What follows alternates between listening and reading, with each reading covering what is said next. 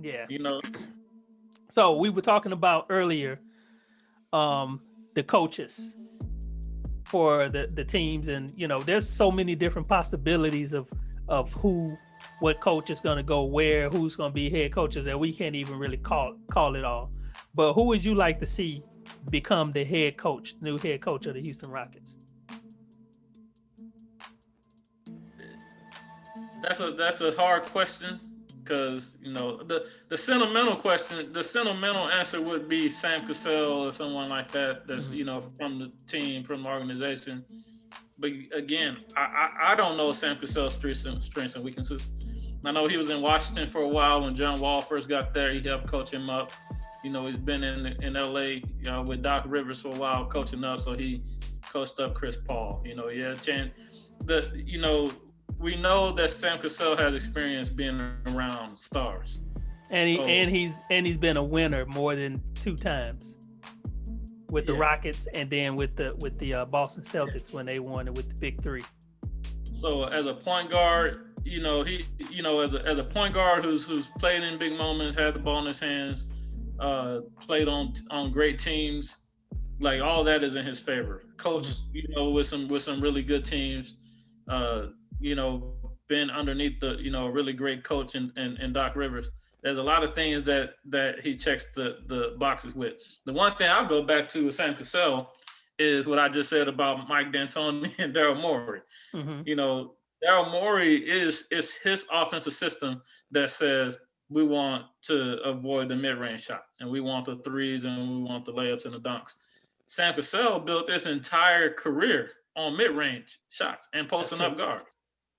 So I have a hard time seeing him as someone who's going to say what made him stick in the NBA for 15 years or whatever, however long his career was, be a champion, be a high caliber point guard player in the league, and then to come in and coach and say that I'm going to coach the complete opposite of that. To me, that's kind of far-fetched. Now, you do want, but he is trying to get his first head coaching job. So, are you going to bend? Whoever coaches the Rockets, more than likely is going to have to be willing to bend on the, hey, we're going to, limit the mid-range shot and the post-ups. And I don't see that changing. As long as Daryl Morey is the general manager, I don't see that changing. Yeah. So do you think it sticks out to me? Well, I kind of think that they're gonna have to have a, I don't think that I'll be surprised if they come up with a coach that's been a head coach before. Okay. I think it's gonna be an assistant coach that's trying to get their first opportunity that has been coaching and is adapted to the modern game of basketball, which is not posting up, limiting your mid-range shots and stuff like that. But the only thing I hope is that it's someone that's willing to say, look, we're gonna play it that way. We're gonna seek out the threes, but when the game is on the line, James Harden, you got a deadly mid-range jumper, go shoot your mid-range jumper. Right. If you have a deadly post-up mid-post shot, go take the mid-post shot. Or get to the basket. Get to the basket. Or get to the basket. Yeah. That's what the situation calls for. The problem with getting to the basket late in games is the referees tend to swallow the whistle.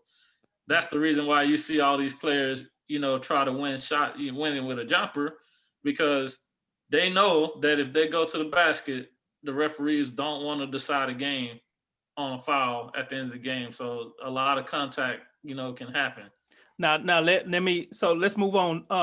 I want to also talk about Tyron Lue, because he's also another option to become a head coach for one of these teams that's needed. And when we talk about teams that are needing new head coaches, we're talking the Houston Rockets, we're talking the Indiana Pacers, the New Orleans Pelicans, and the Los Angeles Clippers. Is there anybody else that I'm missing? It was 5 teams in there, right? Yeah, well, the Philly just hired Philly. Doc. Yeah, Philly, but they hired Doc Rivers.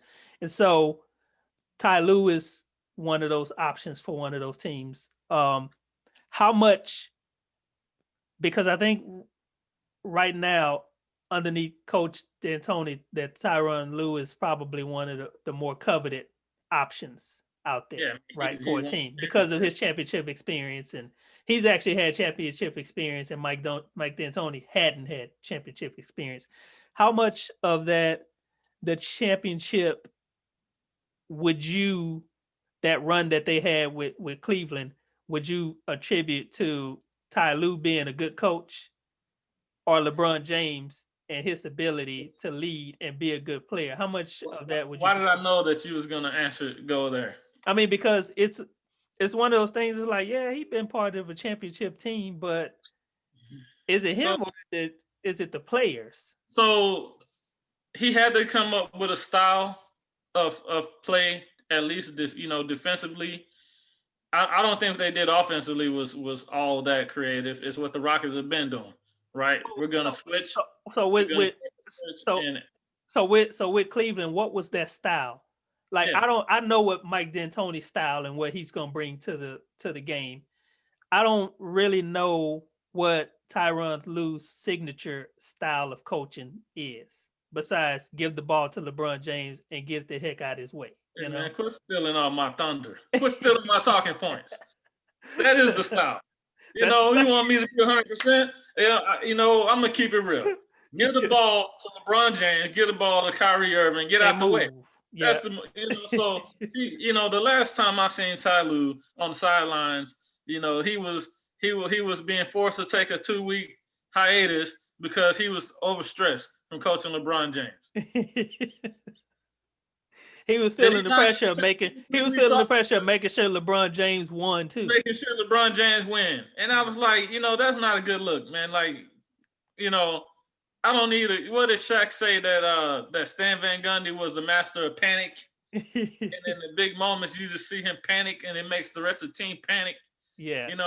Well, unfortunately, James Harden, for as great as he is, he ain't LeBron James. So I don't need no other coach that's on the sideline panicking. I need a coach that's on the sideline that's being cool, calm. Give me Sam Cassel. If it's between Ty Lue and Sam Cassel, give me Sam Cassel. Thank you for watching the Hoopz Junkiez Podcast. We hope that you enjoyed the video. And if you did, make sure that you hit the like button, subscribe, and comment down below. And if you want to check out more videos, don't forget to hit the bell notification so that you are alerted anytime we post new videos.